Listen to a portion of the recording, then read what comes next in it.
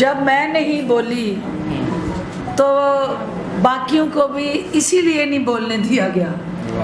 کیونکہ میں نے بولنا تھا تو باقیوں نے بولنا تھا۔ اور جب ہم ایک ہی گاڑی کے سوار جو پیسنجر ہیں، اگر ہم آپس میں گتھم گتھا ہوں گے تو وہ گاڑی جو ہے وہ منزل تک کیسے جائے گی؟ اس لیے وہ دانستہ طور پہ ہم نے جان بوجھ کے اس پر رد عمل نہیں دیا، کیونکہ ہم یہ تاثر نہیں دینا چاہتے کہ کہیں پہ ہماری آپس میں کوئی غلط فہمی ہے۔ اور مجھے یہ یقین تھا کہ جس ایشو پہ ان کو وہ حقائق مسخ کر کے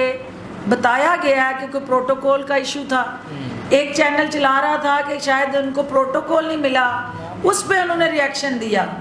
اب بات یہ ہے کہ پروٹوکول ڈاکٹر فردوس کو نہیں، ان انڈر 19 والوں کا مسئلہ ہو سکتا ہے، میرا یہ مسئلہ نہیں ہے، کیونکہ میں نے 7 فیڈرل منسٹریاں ہیڈ کر لی ہوئی ہیں اور میرے لیے یہ چیزیں بے معنی ہیں۔ اور خاص طور پہ اے سی مجھے کیا پروٹوکول دے گی، یا اے سی سے میں نے کیا پروٹوکول لینا تھا؟ اور یہ سارا غلط اور منفی پراپیگنڈا تھا۔ دوسری بات یہ تھی کہ جو ایک تاثر دیا گیا کہ شاید کسی بیوروکریٹ کو دانستہ طور پہ ہیوملیٹ کرنے کے لیے میں نے جو ہے وہ غصے کا اظہار کیا، تو دیکھیں میری اس تحصیل کے اندر 2 حلقے ہیں، ہر تحصیل کے اندر ایک حلقہ ہے سیالکوٹ کا، ڈسکا میں ایک حلقہ ہے ایم این اے کا، پسرور میں ایک حلقہ ہے ایم این اے کا، سمڑیال میں ایک حلقہ ہے ایم این اے کا، اور ان کے تینوں کے علیحدہ علیحدہ اے سیز ہیں جو ایک ایک حلقے کو دیکھتے ہیں۔ یہ حلقہ جو ہے تحصیل سیالکوٹ کا، یہ 2 حلقوں پہ مشتمل یہ تحصیل ہے۔ ایک حلقہ جو ہے رورل ہے، ایک حلقہ اربن ہے۔ جو رورل ہے وہ میرا حلقہ ہے اور جو اربن ہے وہ عثمان ڈار صاحب کا حلقہ ہے۔ اب جہاں رمضان بازار لگا ہوا تھا وہ ماشاءاللہ سے ان کے حلقے میں ہے اور ان کے گھر سے چند قدم کے فاصلے پہ ہے، تو میں صرف میڈیا کی سکرینوں کو یہ گواہ بنا کے کہنا چاہتی ہوں کہ ڈاکٹر فردوس وہاں عوامی مفاد میں اپنے بھائی عثمان ڈار کے ووٹرز اور اپنے ووٹرز کے حقوق کا بھی تحفظ کرنے گئی تھی۔ کسی ایک حلقے کے عوام کے لیے وہ رمضان بازار ریلیف نہیں دے رہا، اور جو تاثر دیا گیا کہ یہاں کوئی سپلٹ ہے یا کوئی ڈویژن ہے، تو اسلام آباد میں بیٹھ کے حلقے میں آئے بغیر کیسے تعین ہو سکتا ہے کہ کس جگہ پہ رمضان بازار میں کون سی چیز شارٹ ہے اور وہاں کس چیز کی کمی ہے اور عوام کو کیا مشکلات ہیں؟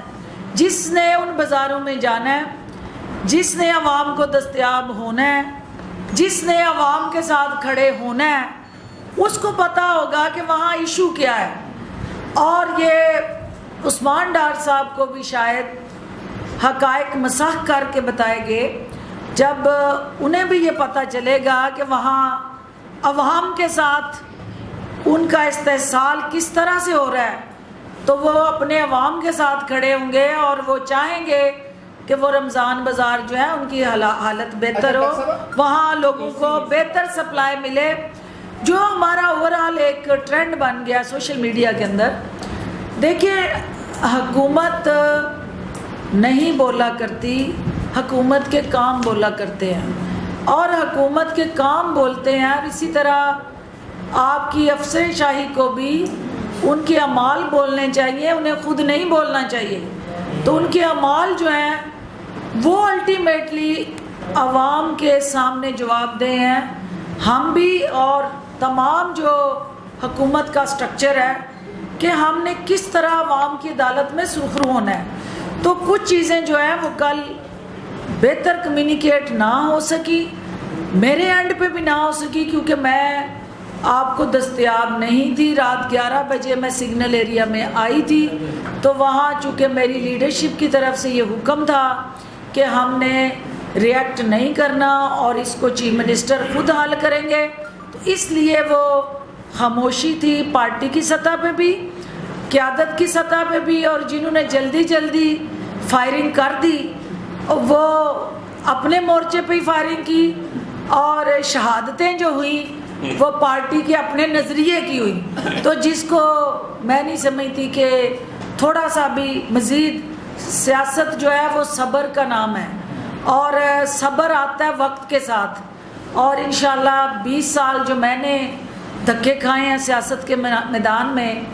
ابھی جب 20 سال کے بعد باقی لوگ جب ٹویٹ کرنے لگیں گے تو انہیں سمجھ آ جائے گی کہ سیاست اور صبر جو ہے دونوں کا چولی دامن کا کتنا گہرا ساتھ ہے، اور جذبات جو ہے وہ